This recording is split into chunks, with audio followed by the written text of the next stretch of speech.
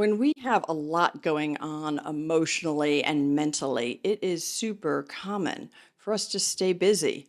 Try to avoid all that. Keep busy, busy, busy so we don't have to think about it. But does this actually help or does this hurt? Does it lower your anxiety or does it make your anxiety worse? So, staying too busy was definitely one of my coping mechanisms when I had a lot of anxiety. And it was super, super common in the people I worked with over 20 years as a psychotherapist. And I specialized in helping people with anxiety recover from anxiety. And it was actually super satisfying work, to be honest, because people can make enormous progress and really recover from anxiety. But one of the things you have to get through, whether you're working with someone about their anxiety or for yourself, is that we develop these habits which seem to feel good. They seem to help, but they actually have a backlash effect and make things worse. And I think often staying busy falls into that category. So how can you know? How can you know if staying busy is a good coping mechanism for you or if it is making your problems and your anxiety worse in the long run? That's what we're going to talk about today. So overcommitting yourself, staying busy, once in a while, maybe there's a problem you can do nothing about and you're really just not quite ready to address it. And you do this occasionally when you realize you've gone a little bit too far in the busyness area, you pull back. Okay, but for most people, the overcommitment and the busyness becomes a real driving force, becomes a habit. And in those situations, that staying busy all day could be leading to sleep problems. You can't sleep at night because that's when the thoughts are going to hit you, whether you want them to or not. You can't really relax because when you sit down to relax or try to chill out, whoosh, it all comes rushing in. You probably have continually elevated cortisol levels, which cause health problems, sleep problems, becomes just a motor that drives you. At some point, you probably hit overwhelm and burnout, and you may also feel a lot of resentment at some point because you are doing so much, and other people in your life might either cut back or not step in because you're taking care of everything. So those are some pretty serious consequences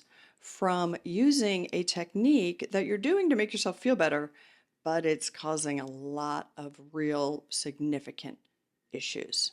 So I have a number of videos on anxiety that talk about avoidance and how avoidance in general is not good for anxiety, and avoidance will make your anxiety worse over time. And staying busy is a distraction technique, which is a type of avoidance. So what are you really avoiding? When you stay too busy, so you don't have to feel all of those thoughts and emotions and all that anxiety and all that worry, what are you actually avoiding? You probably think you're avoiding feeling anxious, but that anxiety is probably a cover-up emotion for emotions you really don't want to feel. Anxiety is often a cover-up emotion for sadness, for a feeling of powerlessness, and sometimes it's a cover up for anger. Those are probably the three most common underlying emotions in working with people as a therapist that I saw. People just did not want to feel those emotions sometimes, and anxiety came in. Let me explain, give you an example so you understand what I'm talking about. Let's say you have a family member who's engaged in incredibly destructive, self-destructive behavior, and you try every way possible to help. Your anxiety might be on high alert. When is that person getting into significant trouble? What if I don't step in to help? What if they need me and I'm not available? You might vacillate between feeling anxious and feeling like you should do something to help, and anger. Why isn't the person doing what they're supposed to be doing, right? But the feelings that go with that situation, the deep feeling that goes with a situation when we have another adult in our lives who is engaged in self-destructive behavior that we can do nothing about, the feeling is sadness. It's a sad situation, and we're powerless. And accepting our powerlessness when we are actually powerless is really, really helpful, both for ourselves and our own decision making, and for our emotional help, and to lower our anxiety. Because anxiety is primarily a worry, worry, worry about things we can do nothing about. And if we really think about those things we can do nothing about, often there's a feeling of disappointment we want to avoid or sadness. And if you're the type of person who stays busy, busy all the time, you probably are super competent. And that is where you have learned to excel. That's where you've learned to find your place in the world where you get positive reinforcement from yourself and others, right? So using that competence to fix problems is wonderful, unless they're not your problem to solve.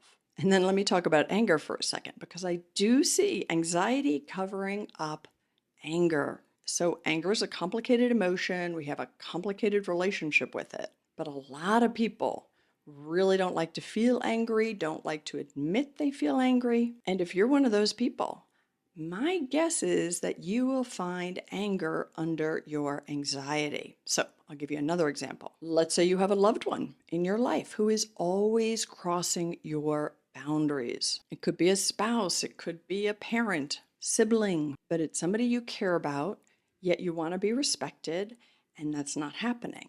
And you feel angry about it, but rather than expressing that anger in a productive way, and it can be expressed in a productive way, you might stay busy to avoid having to think about that whole situation, to avoid having to make some decisions about what do you do about this relationship.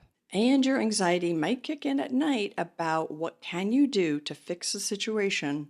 What should you be doing differently? What should you get the other person to do differently? How do you get them to do it differently? Worry, worry, worry about the situation, because fundamentally, you don't want to admit you're angry. You're not comfortable utilizing your anger, and anger can be super effective when it's utilized correctly. I have a whole video on anger. If this is you, I think you'll find it super helpful, and I will link it here. But anger is a signal to us, and anger is a signal that somebody's crossing our boundaries or hurting our feelings, and it's a protector. Our anger wants to protect us. And if we can learn to listen to it and then communicate effectively, we don't have to communicate in an angry manner. I talk about this a lot in the program I have on boundaries, which is very useful for people who stay too busy, don't know their own limits, right? Take on too much, overcommit, take care of other people's problems, or try to hesitate to set boundaries because they don't want to make the other person angry, but then they're not acknowledging their own anger, right? All of that is in the program, and we talk about how to feel and understand and listen to what your anger is saying.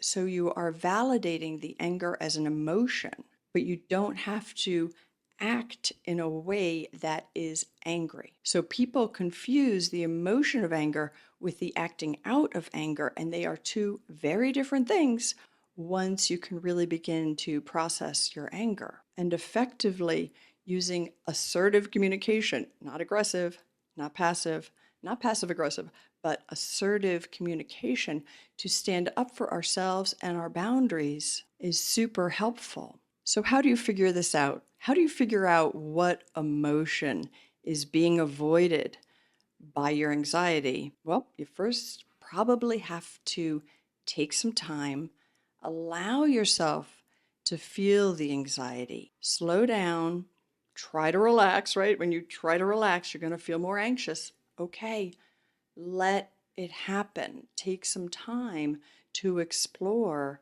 what that anxiety is about and see if you can go deeper. See if you can go down inside to tap into what's the real core emotion driving this. Because another negative thing that happens when we stay busy, busy, busy is we don't end up making good decisions for our life. We aren't letting the emotions that we really need to hear, we're not giving them a voice. We're not giving them time and space to speak to us. And it's those emotions that really help us be in touch with ourselves, help us know what we want. And then they can lead us to making good decisions, even if some of those decisions are tough decisions.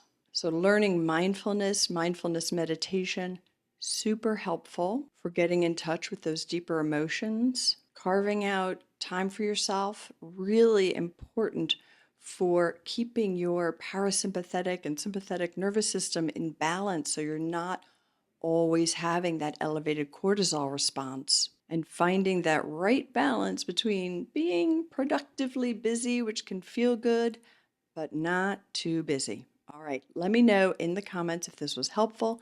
Please do hit that like button on the video if you liked it and subscribe to my channel, and I will see you next week.